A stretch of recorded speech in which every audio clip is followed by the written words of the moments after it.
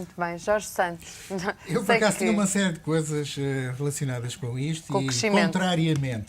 contrariamente até às minhas intervenções aqui, deu-me para fazer aqui alguns gráficos que eu acho que são interessantes. E um dos gráficos que eu próprio até fiquei surpreendido a propósito, mostrar ali a propósito já vai. A propósito das exportações e do saldo negativo que nós temos na balança corrente, o que se chamava antes balança de transações correntes, eu fui aos dados da AMECO, que é, portanto, os dados da base, são a base de dados da Comissão Europeia e que os técnicos do Banco Central Europeu também utilizam, e fui ver... Já conseguimos. Consegue ver? Sim, estamos a ver. 52 anos, ou seja, desde 1960 até 2010, o saldo da balança de transações correntes portuguesa em proporção do PIB. E o que é que nós vemos? Está ali em cima, é zero. Portanto, desde 52 anos, só houve o ano de 1969 em que nós tivemos um saldo positivo de 0,1%. Todos os outros anos, tivemos saldos negativos. Qual foi a média de todos estes anos? 6,6% do PIB. Ou seja, aquilo que a gente está a dizer, que, digamos, consumimos mais do que aquilo que produzimos, é uma coisa que vem, digamos, de há séculos. É estrutural. É estrutural. E depois o que é que acontece? Se nós formos analisar por décadas, o que é que vemos? Na década de 60 tínhamos 3,1%, na década de 70 5%, na década de 80 8,1%, aliás, foi nesta década que depois nós tivemos o FMI, nós chegamos a ter 16% negativo. E, portanto, nós tivemos em 81 14,4%, 82 16%, 83 10,5%. Reparem, de 82 para 83, nós descemos o déficit quase em 5 6% do PIB, em termos externos. E depois o que é que aconteceu? Em 90 tivemos 6,4% e na década, agora aqui, 2000, 2009, tivemos os tais 9,9%, que nos têm preocupado. Mas reparem, a média de todos estes 52 anos são 6,6% do PIB. Se nós compararmos, por exemplo, com a Grécia, o que é que acontece? A média dos gregos foi 3,5% neste período, embora na década de 2000, 2010 tivesse mais do que nós, portanto 12% negativos, mas nos anos anteriores aquilo era praticamente uns anos com superávit, outros com déficit, coisas do género. E o mesmo se passa com a Espanha. Então, e além de dizer o que é que isto quer dizer? O que é que isso quer dizer? O que é que isto quer dizer? Várias coisas. Por um lado, que aquela ideia de nós também termos a moeda a flutuar para, digamos, resolver os nossos problemas, embora ajude, não é assim tão estrutural como isso. Determinante. Não é assim tão determinante como isso. Que é uma das coisas que a gente vê aqui. Porque nos anos em que podíamos fazer desvalorizações, etc., é evidente que ajudou nestes anos de 80 para reduzir fortemente, mas reduziu fortemente e mais rapidamente porquê? Porque, digamos que a tática que é utilizada pela política é reduzir o crescimento do produto. Exatamente. Nós aqui em Portugal, se temos o produto a crescer menos, fica logo a balança de transações correntes muito mais equilibrada. Se o produto cresce muito, é um desastre, que é o que nós temos visto. Qual é a receita também que foi feita agora aqui do FMI e da Troika? É um bocado essa.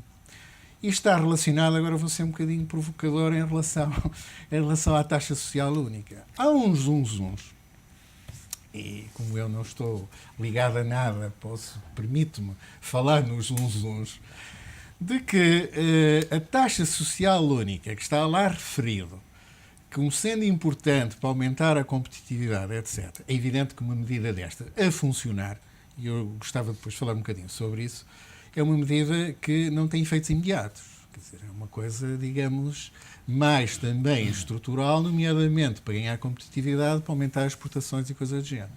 Agora, está lá dito que a redução da taxa social única e, digamos, a diminuição de receitas que o Estado vai ter tem que ser compensada por outra coisa. Os tais zunzuns é dizer que a grande preocupação da Troika era reduzir aqui o consumo em Portugal e, portanto, que seria muito justificado dizendo que, portanto, o aumento, nomeadamente, do IVA seria justificado para, como compensação da diminuição das receitas da taxa social única. Ou seja, que ela estaria lá não só porque, mesmo teoricamente, aumentaria a competitividade, mas também para justificar um aumento, por exemplo, da taxa intermédia o do IVA. consumo para travar as importações. Travar as importações, que é o grande problema que eu julgo que está mais ou menos diagnosticado, é o tal problema de nós vivemos acima das nossas posses e, nomeadamente, temos consumos exageradíssimos. Importar menos, exportar portanto, mais, substituir poupar. importações E e poupar, porque o poupar Poupar. é que falta falar aqui, que é muito importante. Ora bem, Já falámos também, é verdade. mas o que isto é importante é, nomeadamente, vermos que, neste sentido, por exemplo, aquilo que o Rubini estava a dizer ontem, de que a situação portuguesa, até se calhar, é pelo menos tão grave como a grega, quando se fala na competitividade, isto é verdade. Se eu pegar aqui no gráfico correspondente aos gregos, eles têm um desastre a partir de 2000, de facto, a partir de entrarem na moeda única, no euro. No euro, têm um desastre. Mas, se analisarmos estes 50 anos, eles são muito mais competitivos que nós. E outra coisa que eu julgo que também é preciso dizer, porque nós olhamos para a Grécia como se fôssemos coitadinhos. A Grécia, a economia grega é 1,4 vezes a economia portuguesa. O PIB per capita grego é 2.000 euros superior ao português em termos de, se considerarmos o euro de 2000. Portanto, a preços constantes de 2000. Ou seja, a economia grega e os gregos, digamos, têm mais poder e são uma economia mais forte que a portuguesa e mais reagiram muito melhor e foram mais competitivos nestes 50 anos do que nós. Só nestes, de 2000 a 2010, é que, de facto, tiveram um comportamento, nomeadamente esta balança de transações correntes, inferior à nossa. Depois haveria umas coisas que gostava de falar sobre a taxa social única, mas nós temos há outras coisas. 2 minutos Então, para vamos a falar. isso. Não sei se Não, quer ia-lhe só fazer... dizer que, apesar de tudo, e agora falando propriamente no crescimento da economia, eu acho que temos que ver isto quer no curto prazo, quer no médio prazo. E todas as medidas que qualquer governo, e este, possam lançar, ou possam motivar, ou possam introduzir da sociedade, vão ter sempre um resultado um pouco a prazo. E, portanto, é muito difícil Mas que se calhar, imediatamente... como dizia o Francisco Banha, há coisas que já estão prontas Sim. que podiam ser postas E eu acho que sim. E a repare, funcionar, não é? só olhando para o programa de governo, há uma série de medidas que são positivas e que vão ter resultado. Mas é o que eu lhe digo, mas vai ter algum prazo para as sentir. Veja, por exemplo, o caso de mudar a justiça e torná-la mais célere é fundamental. O caso de dar atenção à natalidade, porque o problema demográfico é um problema muito grave para a Europa e para Portugal. É outro sinal. Agora, com tudo isto, depois tem as coisas mais imediatistas. A TSU, as questões do IVA não aumentado. Essas são medidas também a curto prazo. Eu acho que vamos saber o que é que vai ser decidido. Na E o apoio aos mais necessitados, o Ministro da Segurança Social também já falou coesão desse e de não aumentar aspecto. a exclusão, eu acho que tem sempre que estar presente. Porque senão temos uma sociedade que não tem a Aliás, capacidade o social... Presidente da República ontem deixou mais um alerta sobre essa matéria, não é? Portanto, vamos agora ver com essa conjugação se conseguimos conter um quadro que propicie essa ideia de fazer a economia começar a crescer, ter maior capacidade de aliciar investidores, que não são estrangeiros, é portugueses residentes no estrangeiro que podem vir para Portugal investir. Temos de ter capacidade de explorar todos esses campos. Nota final. Se até os gregos são mais competitivos que nós, como é que nós não temos que atuar ao nível dos custos da produção?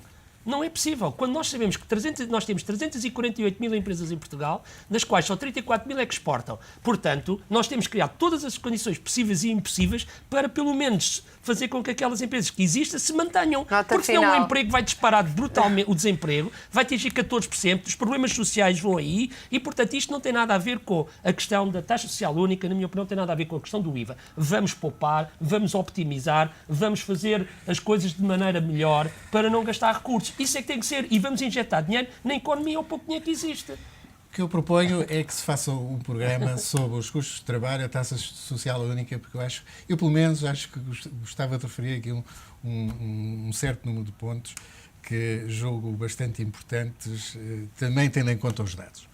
E, portanto, é o repto que lhe deixo. Muito bem. Temos taxa que social sair. única, taxa social única, nós devemos ter presente e ficar com a ideia que a taxa social única é um imposto à criação de emprego. Por isso, há que atacar a taxa social única e mexer na taxa social única, baixá-la, porque quem tem mais e quem dá mais emprego, tem mais trabalhadores, tem aquele imposto a pagar. Portanto, se nós reduzirmos essa taxa, criamos incentivos, temos condições para criar incentivos ao emprego, porque o nosso desemprego está Eu insuportável. já vi que temos mesmo que fazer um programa sobre este Eu assunto. duvido muito disso. Temos aqui uma opinião discordante, já é bom. Isso é que é bom para debatermos. Quando eu estou com 35 pessoas para pagar os vencimentos no final de todo o mês, como é o meu caso, eu sei bem quanto custa a taxa social única na minha Mas, Mas senhores, é para ver temos que se essa sair redução, mesmo. para ser eficiente, a que valores é que tem que atingir. Muito Isso bem. é que é importante Ficam ver. aqui as sugestões todas, agora temos que sair. Vamos embora. Obrigada pela vossa presença nesta Comissão Executiva.